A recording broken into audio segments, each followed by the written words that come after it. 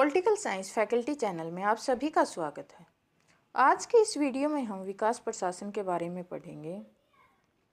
विकास प्रशासन सामान्य अर्थ में आर्थिक विकास की योजना बनाने तथा राष्ट्रीय आय को बढ़ाने के लिए साधनों का प्रयोग करने व बांटने का कार्य करता है। यानी कि राष्ट्रीय आय को बढ़ाने के लिए साधनों का किस तरह से प्रयोग करना है और उन्हें बांटना कैसे है, यह सभी कार्य विकास प्रशासन के हैं। विकासात्मक प्रशासन का अर्थ है विकास से संबंधित प्रशासन। विकास प्रशासन शब्द का प्रयोग पहली बार एक भारतीय प्रशासक U.L. गोस्वामी ने वर्ष 1955 में छपे अपने लेख the structure of development administration in India में किया था। अमेरिकी विद्वान जॉर्ज ग्रांट को विकास प्रशासन का पिता माना जाता है। उनकी पुस्तक development administration concepts, goals and methods 1979 में प्रकाशित हुई, जिसमें उन्होंने विकास प्रशासन के बारे में लिखा।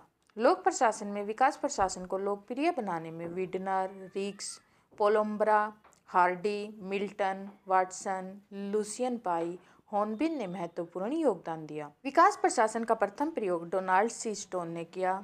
डोनाल्ड सी स्टोन के अनुसार व्यापक रूप से विकास प्रशासन का सरोकार राष्ट्रीय विकास की उपलब्धि से है, यानी कि राष्ट्रीय विकास को ही उन्होंने विकास प्रशासन कहा।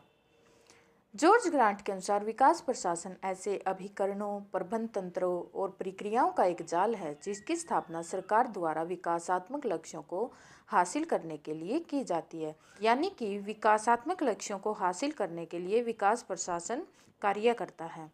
एडवर्ड विडनर ने विकास प्रशासन को अवधारणात्मक रूप में व्यवस्थित किया, यानी कि धारणा के रूप में व्यवस्थित विकास प्रशासन को एडवर्ड विडनर ने किया। विकास प्रशासन तुलनात्मक लोक प्रशासन की देन है। द्वितीय विश्व युद्ध के बाद यह प्रचलित हुआ। इसका उद्देश्य लोक प्रशासन को अधिक वैज्ञानिक बनाना है। यह पार संस्कृति, पार राष्ट्र के अध्ययन को शामिल करता है, यानी सभी संस्कृतियों और सभी राष्ट्रों के अध्ययन को इसमें शामिल किया जाता है। इसमें न केवल विकसित देशों का बल्कि विकासशील देशों का भी अध्ययन किया जाता है। विकास प्रशासन विकासशील देशों के विकास के लिए योजना बनाता है व कल्याणकारी कार्य आदि को शामिल करता है।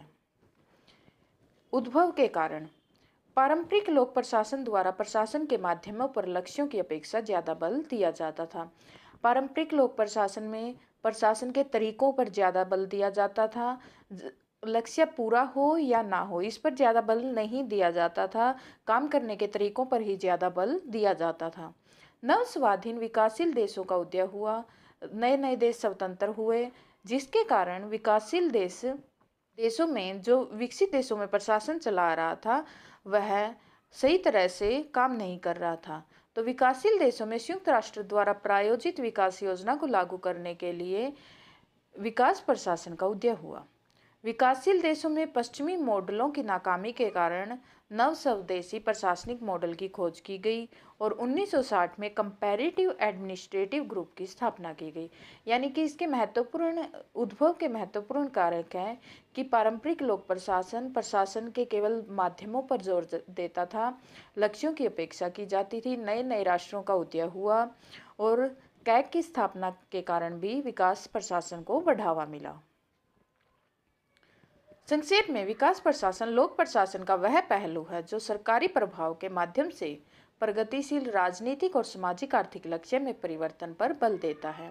इसके दो लक्ष्य हैं, देश का निर्माण और सामाजिक आर्थिक प्रगति। अर्थात विकास प्रशासन लोगों की समस्याओं के समाधान के लिए लगातार काम करता है। उसका लक्ष्य समाज का बहुमुखी और नियोजित विकास करना है। विडनर का योगदान। विडनर ने विकास प्रशासन को लक्ष्य अभिमुखी और परिवर्तन अभिमुखी प्रशासन और कार्यान्मुखी प्रशासन कहा।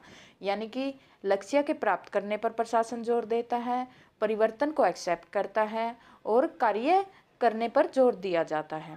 उन्होंने परंपरागत सिद्धांत की इस आधार पर आलोचना की कि प्रशासन करने के माध्यमों पर लक्ष्यों की अपेक्षा ज़्यादा जोर दिया जाता था। उनके अनुसार विकास प्रशासन का संबंध विकास के लिए अधिक से अधिक नवीन प्रयोग करने से है। यानी कि विकास प्रशासन विकास के लिए अधिक से अधिक नवीन प्रयोग करता है।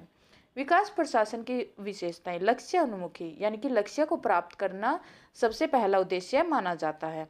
परिवर्तन उन्मुखी, सामाजिक आर्थिक बदलाव, यानी कि सामाजिक रूप से और आर्थिक रूप से परिवर्तन पर जोर देता है। नवाचार नई नई खोजों ऊपर जोर देता है। जनता की सक्रिय भागीदारी प्रशासन में जनता की सक्रिय भागीदारी पर जोर देता है। प्रगतिशीलता यानी कि प्रगति के या विकास के मार्ग पर चलता है। संरचनात्मकता नई नई खोजें और नई नई चीज़ों की संरचना करता है। रिक्स का योगदान। रिक्स ने विकास प्रशासन की पहचान संगठनों द्वारा प्रयोग में लाई जाने वाली पद्धतियों के लिए तथा उनके विकास उद्देश्यों को प्राप्त करने के लिए बनी नीति और योजनाओं के लिए विकास कार्यक्रमों के प्रशासन के रूप में की है। यानी विकास के लिए जो जो पद्धतियां अपनाई जाती हैं और विकास के उद्देश्यों को प्राप्त करने के लिए जो जो नीतियां बनाई जाती हैं और योजनाएं लागू की जाती है, वे सभी विकास प्रशासन में आती हैं। उन्होंने विकास प्रशासन के दो पहलुओं की पहचान की है। एक है विकास का प्रशासन और दूसरा है प्रशासन का विकास। सबसे पहले विकास का प्रशासन। विकास का प्रशासन से अभिप्राय विकास कार्यक्रमों का प्रशासन से है। वह प्रक्रिया जिसमें लोक कल्याणकारी कार्य किए जाते हैं और समाज में सामाजिक, आर्थिक और राजनीतिक परिवर्तन लाए जाते हैं, उसे ही विकास का प्रशासन बोला जाता है।